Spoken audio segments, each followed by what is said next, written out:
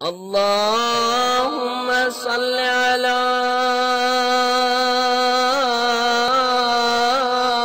محمد وآل محمد. شیطان اللعین الرجیم. بسم اللہ الرحمن الرحیم.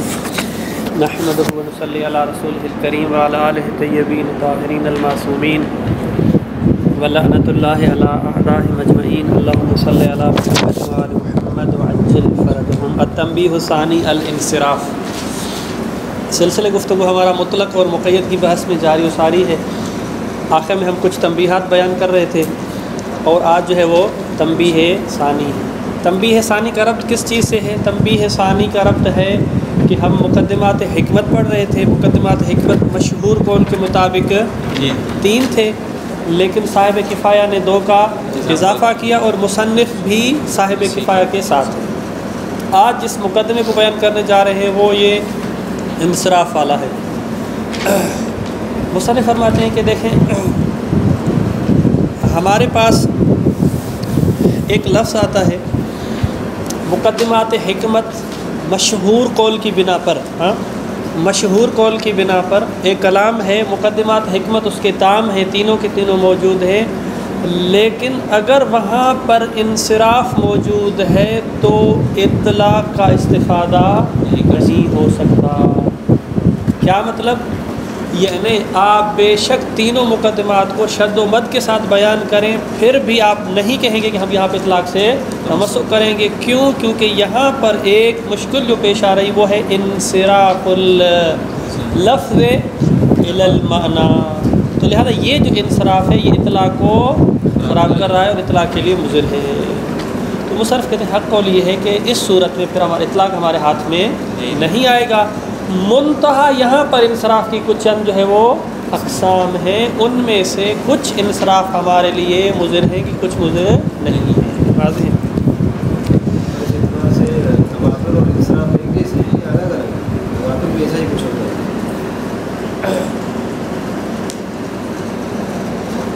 اچھا، تبادر انصراف، تبادر کس کو کہتے ہیں؟ انصراف کسے کہتے ہیں؟ تبادر میں بھی یہی ہوتا ہے کہ اس لفظ کو سنتے ہی فوراً اس معنی کی طرف ذہن کا منتقل ہو جائے، کوئی معنی دینے کے علاوہ. اور انصراف میں بھی بس یہ ہے کہ لفظ کو سنتے ہوئے معنی جو ہے انصراف ہو جائے کسی خاص معنی کی طرف. اس طرح ہم کہتے ہیں مثلا غیر معقول ہم کہتے ہیں تو انسان سے کوئی دیگر سویدھان کی طرف. دیکھیں، لغوی معنی کے اعتبار سے تبادر اور انصراف ایک ہی چیز ہے، لیکن اصطلاح کے اعتبار سے تبادر استعمال ہوتا ہے علائم حقیقت میں سے کہ جب خود منشأ لفظ ہو، لفظ سے آپ کا تبادر ہو رہا ہے کس کی طرف؟ اس طرف، اصطلاح کے عنوان سے. لیکن انصراف جو ہے وہ آج ہی ہم بیان کریں گے. انصراف کے لیے ضروری نہیں ہے کہ اس کا منشأ جو ہے وہ لفظ ہو، کوئی اور سبب بھی ہو سکتا ہے. تو لہذا انصراف اعم از تبادر ہے. اس مصنف فرماتے ہیں کہ انصراف مضر ہے، لیکن کون سا انصراف؟ جو انصراف آیا ہو لفظ سے، جس کا منشأ کیا ہو؟ خود لفظ ہو. لفظ کو مطلب کہ خود لفظ ظاہر ہو کسی معنی میں، لیکن اگر اس کا منشأ لفظ نہیں ہے، کوئی خارجی چیز ہے، تو پھر یہ مضر نہیں ہے. اس کو لے کے آدھے عبارت میں کوئی مشکل نہیں ہے. التنبیہ الثانی الانصراف. اشتہر ان انصراف ذہن من اللفظ الی بعض مصادیق کے معنی ہو. مشہور نظریہ یہ ہے کہ ذہن اگر منصرف ہو جاتا ہے لفظ سے الی بعض مصادیق کے معنی ہو، معنی کے جو بعض مصادیق ہیں ان کی طرف، یعنی تمام کی طرف نہیں جاتا ہے بلکہ چند کی طرف جاتا ہے. او بعض اصناف ہی، یا معنی کے بعض اصناف کی طرف. مصادیق اور اصناف میں کیا فرق ہے علی نواز؟ مصادیق یعنی وہی افراد، مصادیق وہی جزیات، خارجی جو ہے وہ فرد ہے، جبکہ اصناف انواع ہوتی ہے، اس کے تحت خود کیا ہوتے ہیں؟ آگے افراد ہوتے ہیں. یہ فرق ہوتا ہے مصادیق اور اصناف میں. یعنی مثال کے اعتبار سے اگر فرق کریں کہ کہیں لفظ کے جو لفظ ہم بیان کرنے جا رہے ہیں اس لفظ کے تحت آگے ہے ہی مصادیق، تو پھر انصراف کہاں ہوگا؟ مصادیق کی طرف. اگر ہم کسی ایسے لفظ کی بات کر رہے ہیں کہ جس لفظ کے تحت میں افراد نہیں ہے بلکہ کیا ہے؟ انواع اور اصناف ہیں، تو پھر وہاں پر تبادل جو ہے وہ اصناف کی طرف جائے گا. یہ فرق ہو جائے گا اس میں. پہلے کے لیے دے دیں مسادی کے اس میں ہاں بھائی وغیرہ ہیں تو اس کے اسناف اصناف بنے گی. یہ خدا کی مثال میں آ رہا ہے, اس وجہ سے ہم جو ہے وہاں پہ اس کی تشریح کریں گے. تو یمنع من التمسک بالاطلاق اشتہر ان انصراف الذہن, یہ جو انصراف ذہن ہے یہ منع کرتا ہے کہ انسان تمسک کرے اطلاق سے. وَإِن تمت مقدمات الحکمت, اگرچہ مقدمات حکمت تام ہی کیوں نہ ہو, البتہ مشہور قول کے مطابق. وَإِلَّا اگر ہمارے نظریے کو لے کے آئیں گے تو پھر اس صورت میں تام ہی نہیں ہے. ٹھیک, اس وجہ سے کہا اشتہر ہے. مثل انصراف المسح فی آیت التیمم والوضوء الی المسح بالید وبباطنہا خاصۃ. مثال کے طور پہ جب ہم مسح کی بات کرتے ہیں آیت تیمم میں, وامسحوا برؤوسکم کی بات کرتے ہیں یا ارجلکم کی بات کرتے ہیں یا تیمم والی آیت میں, تو انسان کا ذہن کس طرح منصرف ہو جاتا ہے کہ یہ جو تیمم کرنا ہے, مسح کرنا ہے, ایک تو ہاتھ سے کرنا ہے, پاؤں سے مسح نہیں کرنا ہے, ٹھیک, یا مثلا کوہنی سے مسح نہیں کرنا ہے مثال کے طور پہ, یا کسی اور جسم کے حصے سے نہیں کرنا ہے, اس طرف چلا جاتا ہے. اور دوسرا باطن ہاتھ سے کرنا ہے, یعنی اس اندر والی سائڈ سے کرنا ہے, نہ کہ باہر سے جو ہے نا وہ کرنا ہے. اس کی تشریح چونکہ آخری مثال میں آ رہی ہے وہاں پہ اس کی ہم تشریح کریں گے. مثال پوری مثال اسی پر دی ہے مصنف نے. والحق ان يقال ان انصراف ذہن ان كان ناشئا من ظهور لفظ في المقید بمعنى ان النفس اللفظ ينصرف منه المقید لکثرت استعماله فيه وشیوع ارادته منه. مصنف کا حق یہ ہے کہ اگر یہ جو انصراف ہے اس کا منشا ظہور لفظ فی المقید, خود لفظ جو ہے وہ مقید کی طرف ظاہر ہو رہا ہے, یعنی خود لفظ منصرف ہو کے مقید کی طرف جا رہا ہے اور کوئی خارجی چیز نہیں ہے. کیا مطلب ہے؟ معنی ان نفس لفظ, خود لفظ جو ہے ینصرف من ہو, اس سے انصراف ہو رہا ہے. اب یہاں یتبادر من ہو, اس سے تبادر ہو رہا ہے. کیا تبادر ہو رہا ہے؟ مقید. کیوں یہ تبادر ہو رہا ہے؟ اس کی وجہ کیا ہے؟ لکثرت استعمالہ فیہ, اس وجہ سے کہ اس لفظ کو اس معنی مقید میں بہت زیادہ استعمال کیا گیا ہے. وشیوع ارادتہ منہ, اور اس لفظ سے اس معنی کا ارادہ بہت زیادہ عام و شامل ہے. اس اعتبار سے تو فلا شک فی انہ حینئذ, کہتے ہیں پھر اس میں شک نہیں ہے کہ حینئذ یعنی حین انصراف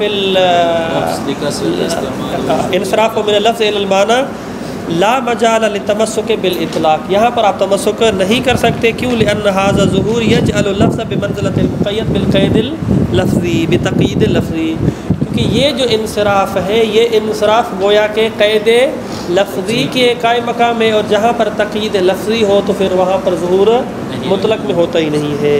لأن هذا الظہور یجعل اللفظ بمنزلۃ المقید بتقیید لفظی ومعہ یعنی تقیید لفظی کی صورت میں لا ینعقد للکلام ظہور فی الاطلاق, اطلاق میں ظہور ہی نہیں ہے.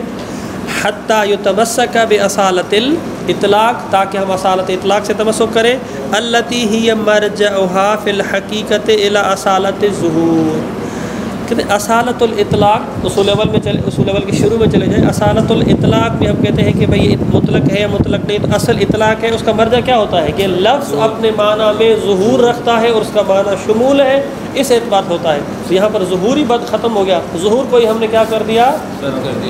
ختم کر دیا, باطل قرار دیا. تو پہلا نظریہ جو ہے وہ یہ ہو گیا, یعنی پہلی بات مصنف کی انصراف جو ہے نا لفظ سے. وَأَمَّا إِذَا كَانَ الْإِنصِرَافُ غَيْرُ نَاشٍ مِنَ اللَّفْظِ, دوسرا یہ ہے اس کا کوئی چھوٹا سا خلاصہ کہ اگر لفظ جو ہے وہ منصرف نہیں ہو رہا, یہ جو مطلب ہے معنی ہے یہ اس لفظ سے منصرف نہیں ہو رہا معنی, بلکہ کسی اور خارجی عامل جو ہے, منشا جو ہے وہ کوئی اور خارجی چیز ہے, تو پھر اس صورت میں یہ عذر نہیں ہے.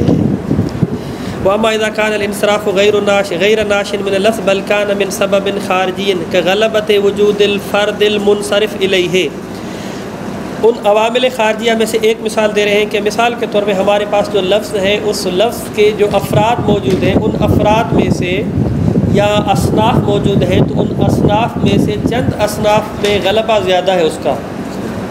اس غلبے کی وجہ سے ہمارا جو انصراف ہے اس کی وجہ جو ہے وہ غلبۃ الافراد ہے. مثال کیا دیتے ہیں ہم جو ہے نا وہ عام سی مثال لیتے ہیں، ہم کیا کہتے ہیں یہ تو حیوان ہے، یہ تو تم تو بھائی حیوان ہو، مطلب کیا ہوتا ہے انسان سے ہٹ کر باقی چیزوں کی، حالانکہ حیوان انسان میں شامل نہیں ہے، شامل ہے، لیکن پھر بھی جو ہے نا جب ہم کہتے ہیں حیوان ہے تو کسی کا ذہن جاتا ہے کہ کہیں کہ بھائی آپ انسان ہیں، نہیں ہوتا ہے نا، کیوں ہوتا ہے؟ کیونکہ غلبۃ الحیوان کو ہم زیادہ تر جب بھی حیوان کو استعمال کرتے ہیں تو غیر انسان میں استعمال کرتے ہیں، لہٰذا اس میں جب بھی آپ کلمہ حیوان بولیں تو ذہن اس طرح منصرف ہو جائے گا۔ تو اب اس کا منشا کیا ہوا؟ خود لفظ حیوان ہوا نہیں، بلکہ غلبۃ الاستعمال ہے، کہ غلبت وجود الفرد المنصرف الیہ ہے۔ البتہ غلبے کی بھی دو قسمیں ہیں، آپ نے کفایہ پڑھے، غلبے کی دو قسمیں، ایک مرتبہ غلبہ وجود خارجی کے اعتبار سے ہوتا ہے، ایک مرتبہ غلبہ کثرت استعمال کی وجہ سے ہوتا ہے، ٹھیک ہے۔ یہاں پر جو ہے نا وہ غلبہ کس وجہ سے ہے؟ وجود کی وجہ سے ہے۔ یہ اس غلبہ سے مراد جو ہے نا غلبہ وجودی ہے، غلبہ افرادی ہے۔ انسان اور حیوان کے اگر آپ مثلا حیوان کو دیکھیں تو ان میں سے انسان کے کتنے فرد ہوں گے؟ کم ہوں گے، باقی سارے کے سارے کس کے ہیں؟ اس کے ہیں، اس وجہ سے جو ہے نا حیوان سے وہ مراد ہے، غلبہ وجودی ہے، کہ غلبت وجود الفرد المنصرف الیہ او تعارف الممارسۃ الخارجیۃ لہ۔ پہلا مور تو وہ ہو گیا، ٹھیک۔ دوسرا یہ ہے کہ خارج میں کوئی ایک ایسی چیز بن رہی ہے کہ معروف وہ ہے، مثال کے طور پہ جیسے مثلا ہمارے یہاں کہہ رہے ہیں کہ بھئی اگر عراق میں کہا جائے کہ پانی لے کے آؤ تو اس عراق سے جو پانی سے مراد کون سا پانی ہوتا ہے؟ ماء فرات ہی ہوتا ہے۔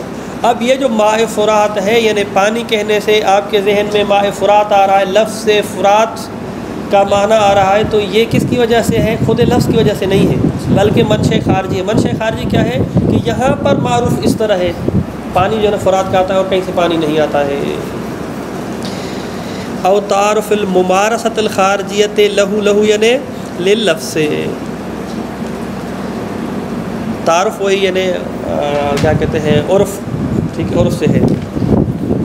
فیکون معلوفا قریبا الی الذہن من دون ان یکون لللفظ تاثیر فی ھذا الانصراف، فیکون معلوفا قریبا، بس وہ جو لفظ ہے اس کے اندر ایک الفت سی بن جاتی ہے، اتنی قریب ہو جاتی ہے کہ ذہن بالکل اسی سے مانوس ہو جاتا ہے، لیکن کوئی لفظ کے لیے تاثیر نہیں ہوتی اس انصراف کی وجہ سے۔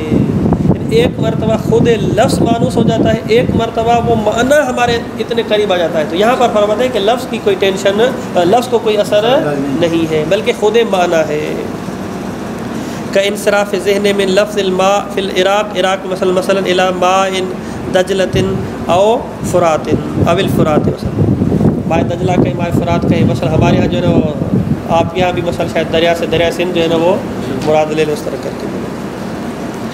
فالحق انہ لا اثر لہذا الانصراف فی ظہور اللفظ فی اطلاقہ، اگر کہیں پر اطلاق ہے اور اس قسم کا انصراف ہے تو یہ انصراف اس کے لیے مضر نہیں ہے۔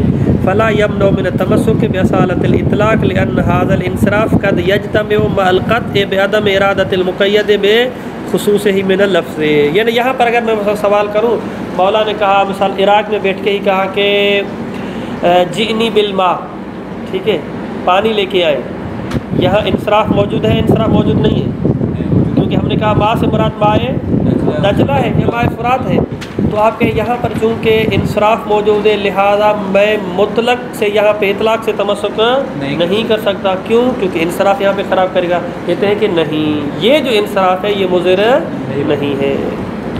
کیوں مضر نہیں ہے؟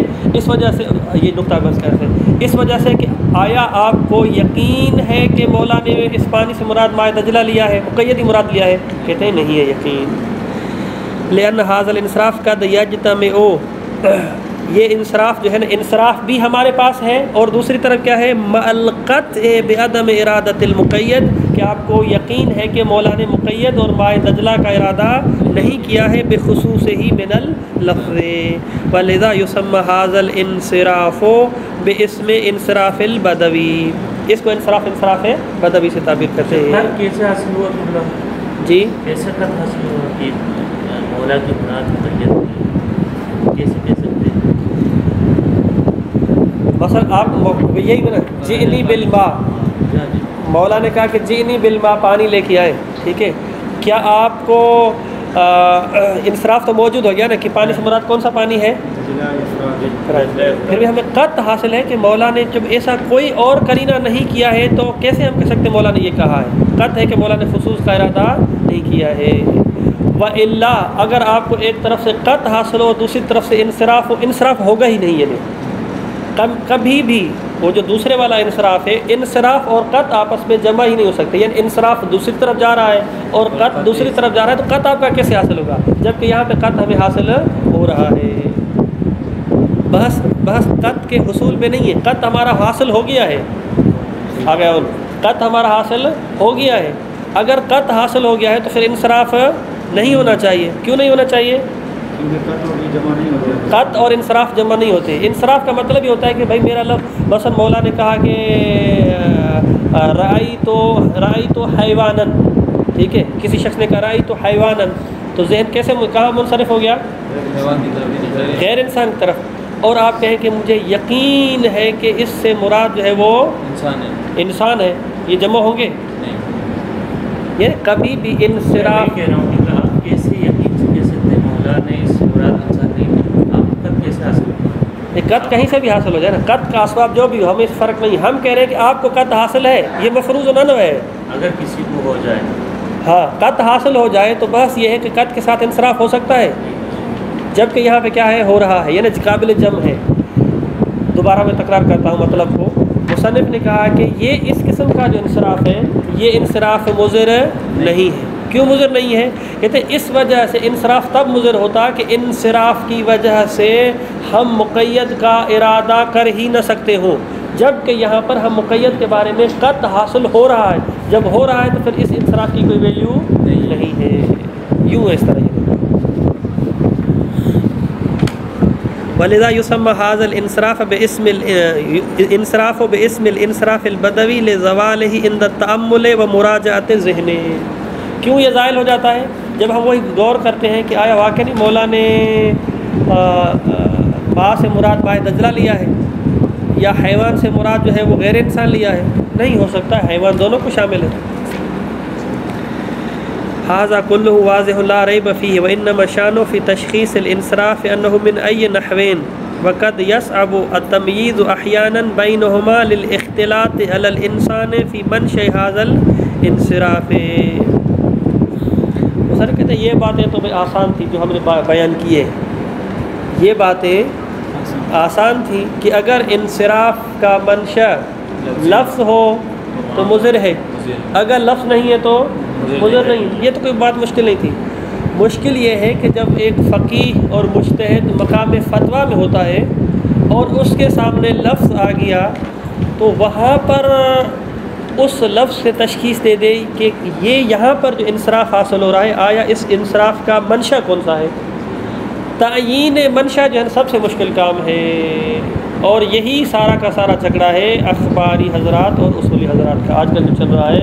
وہ کہتے ہیں کہ بھائی جو ہے نا وہ کیا مشکل ہے، آپ روایت پڑھیں اور جو ہے نا فتویٰ دے، بات ختم جو ہے وہ اس طرح کر کے۔ مصنف کہتے ہیں کہ سب سے بڑا مشکل مرحلہ یہاں پر ہے۔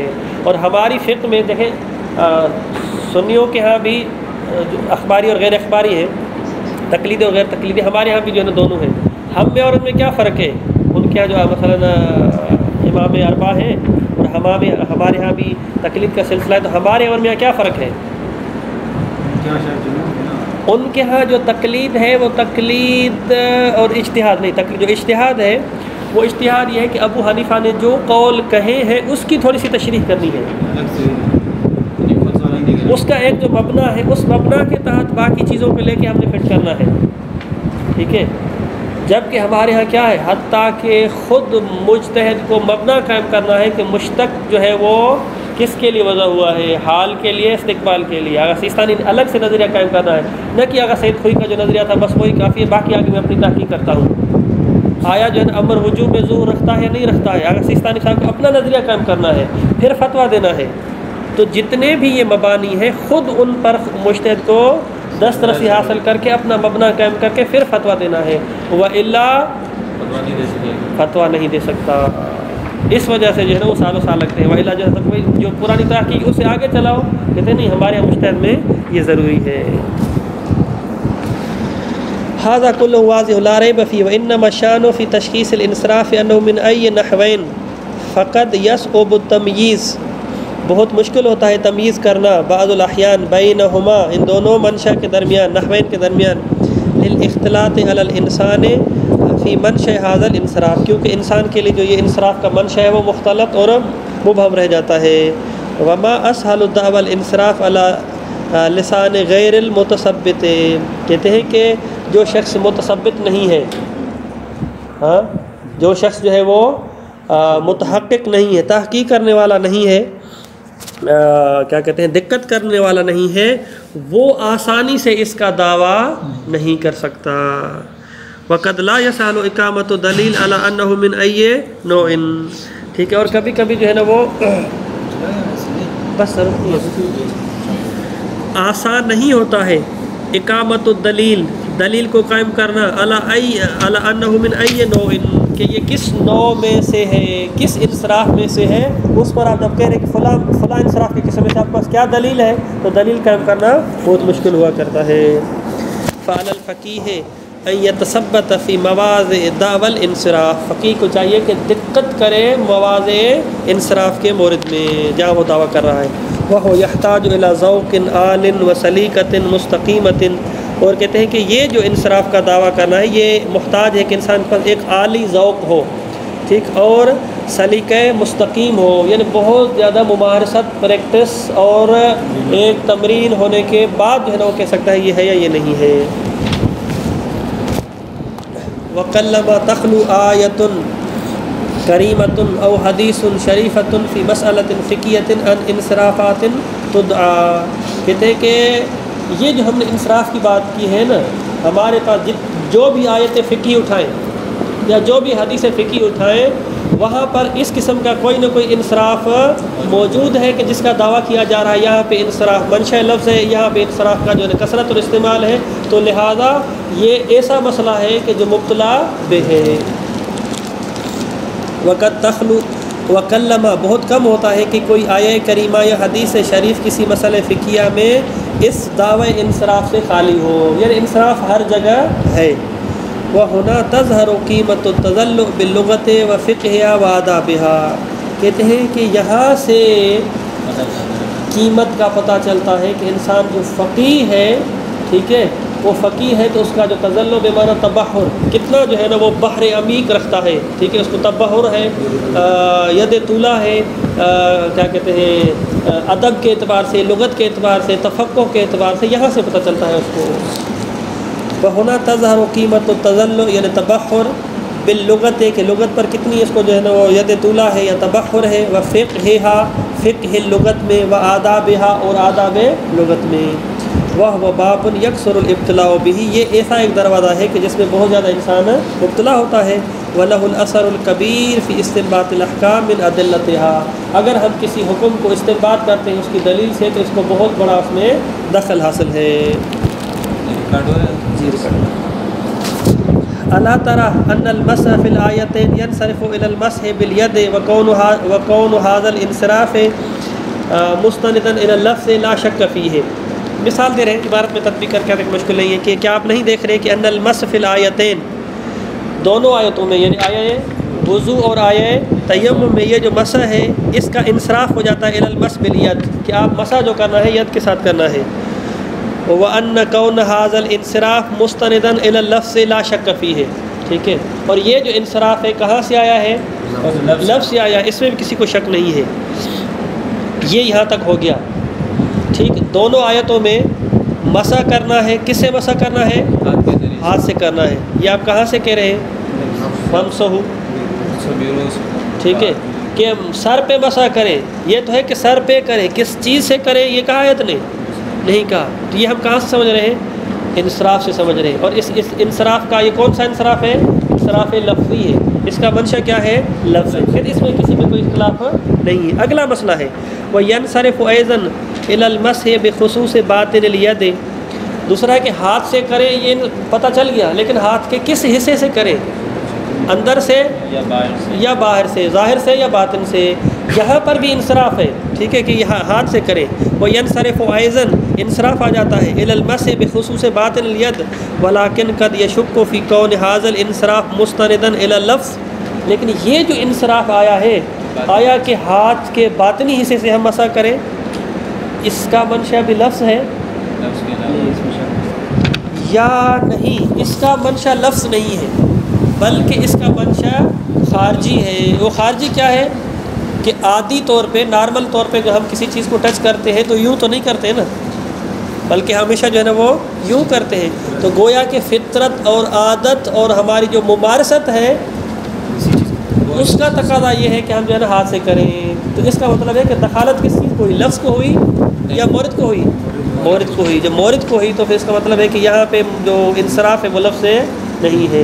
کم از کم آپ یہ کہیں کہ بھئی مورد کو ہے حتماً، لیکن احتمال تو موجود ہے نا. جب احتمال موجود ہے تو پھر آپ نہیں کہہ سکتے منشأ اس کا لفظ ہے. ولیکن قد یشک فی کون ھذا الانصراف مستند الی اللفظ فانہ غیر بعید. یہ بات بعید نہیں ہے، یعنی آپ یقین سے نہ کہیں، کم از کم بعید نہیں ہے. احتمال ہے کہ انہ ناشئ من تعارف المسح بباطن الید، کہ مسح جو ہے وہ معروف ہے، تعارف ہے اس کا کہ وہ باطن ید سے کیا جاتا ہے. کیوں؟ لسہولت ہی، عادت ہماری یہ ہے، آسان ہوتا ہے اس طرف ٹچ کرتے ہیں. وَلِأَنَّهُ مُقْتَضَى طَبْعِ الْإِنسَانِ فِي مَسْحِهِ، اور جو ہے نا طبیعت اور عادت کا تقاضا یہ ہے کہ انسان جو ہے نا وہ اندر کے ہاتھ سے ٹچ کرتا ہے. وَلَيْسَ لَهُ عَلَاقَةٌ بِاللَّفْظِ، اس انصراف کا تعلق لفظ سے نہیں ہے. وَلِذَا أَنَّ جُمْلَةً مِنَ الْفُقَهَاءِ أَفْتَوْا بِجَوَازِ الْمَسْحِ بِظَاهِرِ الْيَدِ عِنْدَ تَعَذُّرِ الْمَسْحِ بِبَاطِنِهَا تَمَسُّكًا بِإِطْلَاقِ الْآيَةِ. یہاں پہ گویا کہ اشکال مقدر کو آپ بنا لیں، پھر آگے جواب آ جائے کہ اگر یہاں پر انصراف موجود ہے اور انصراف کا منشأ لفظ ہے تو پھر آیت کا معنی کیا ہونا چاہیے؟ آیت کا وضو والی جو آیت ہے وَامْسَحُوا بِرُؤُوسِكُمْ کا مطلب ہے کہ اور آپ ہاتھ کے باطنی حصے سے مسح کریں. تو ہاتھ بھی لفظ سے سمجھ رہے ہیں اور باطن کو بھی لفظ سے، باطن کو بھی لفظ سے سمجھ رہے ہیں، اور ان دونوں میں لفظ ظہور رکھتا ہے بے عنوان مقید. اصلاً یہاں پہ اطلاق اور عموم کی کوئی دخالت ہی نہیں ہے، دوسرے خط کا احتمال ہی نہیں ہے. اگر اس طرح ہے تو پھر اگر کوئی فقیہ آ کے فتویٰ دے دے کہ آپ ظاہر ہاتھ سے بھی مسح کر سکتے ہیں، اس فقیہ کے لیے مجال ہے اس فتویٰ کی؟ نہیں، لفظ سے ہوتا تو مجال نہیں ہے. اس کا مطلب ہے، اب مصنف یہاں سے استشہاد کریں، اس کا مطلب ہے کہ بعض حضرات نے یہ جو کہا ہے کہ اگر مشکل ہو جائے، متعذر ہو جائے، تو پھر اس صورت میں آپ ظاہر ہاتھ سے بھی مسح کر سکتے ہیں. تو اس کا مطلب ہے کہ یہاں پر انہوں نے تمسک کیا ہے اطلاق سے. کا مطلب یہ ہے کہ یہاں پہ انصراف جو ہے اس کا منشأ لفظ نہیں ہے. ولا معنی للتمسک بالاطلاق. اچھا، وَلِذَا أَنَّ جُمْلَةً مِنَ الْفُقَهَاءِ، چند جو فقہاء ہیں افتوا، انہوں نے فتویٰ دیا ہے بجواز المسح بظاہر الید عند تعذر المسح، جب مسح کرنا متعذر ہو جائے بے باطنہا. کیوں؟ دلیل ان کی کیا ہے؟ تمسکاً بے اطلاق الآیت. ولا معنی للتمسک بالاطلاق، اصلاً اطلاق سے تمسک کرنے کا کوئی مطلب ہی نہیں لگتا ہے. لو کان لللفظ ظہور فی المقید، اگر لفظ کے لیے مقید میں ظہور ہے، یعنی منشأ لفظ ہو. وَأَمَّا عَدَمُ تَجْوِيزِهِمْ لِلْمَسْحِ بِظَاهِرِ الْيَدِ عِنْدَ الْاخْتِيَارِ فَلَعَلَّهُ لِلْاحْتِيَاطِ. کوئی آ کے اشکال کرتا ہے اگر اطلاق، اگر منشأ اس کا کیا ہے؟ خارجی ہے، تو یہ منشأ مضر ہوگا؟ منشأ مضر نہیں ہے. اگر منشأ مضر نہیں ہے تو پھر اطلاق سے تمسک کر سکتے ہیں؟ کر سکتے ہیں. اگر ہم اطلاق سے تمسک کریں تو پھر فتویٰ کیا ہونا چاہیے تھا؟ دونوں ہونا چاہیے، مطلب ہونا چاہیے. تعذر کی قید ہونی چاہیے تھی، تعذر کی قید ہی نہیں ہونی چاہیے. تو پھر تو کہیں کہ بھائی آپ باطن ہاتھ سے بھی مسح کر سکتے ہیں، ظاہر ہاتھ سے مسح سکتے ہیں، حتیٰ کہ حالت اختیار میں بھی. اس کا مطلب ہے کہ حالت اعتذار کی بات کی ہے وہ کیوں کی ہے؟ اعتذار کی قید لگانا بن باب الاحتیاط ہے. وما عدم تجویزہم للمسح بظاہر الید عند الاختیار فلعلہ للاحتیاط، یہ احتیاط کی بنا پر ہے. اذ ان المسح بالباطن هو القدر المتيقن، چونکہ یہ قدر متيقن ہے. والمفروض حصول شک فی کون هذا الانصراف بدویا، اور بات یہ ہے کہ فرض یہ ہے کہ ہمیں شک حاصل ہو رہا ہے کہ یہ جو انصراف ہے یہ بدوی ہے یا بدوی نہیں ہے. ہمیں یقین تو نہیں ہے کہ بدوی ہے، ٹھیک ہے، احتمال موجود ہے. فلا یطمئن کل الاطمینان بالتمسک بالاطلاق عند الاختیار، اختیاری صورت میں فتویٰ دینے میں انسان کو شک ہوتا ہے کہ میں اطلاق سے تمسک کر کے مطلق فتویٰ دے دوں، تو لہٰذا جب شک ہوتا ہے تو احتیاط کا تقاضا یہ ہے کہ وہ فتویٰ دے دے۔ وطریق النجات هو الاحتیاط بالمس بالباطن، نجات کا راستہ یہ ہے کہ آپ جو ہے وہ مس بالباطن کی بات کریں۔ صلی اللہ علیہ محمد وآلہ الطاہرین۔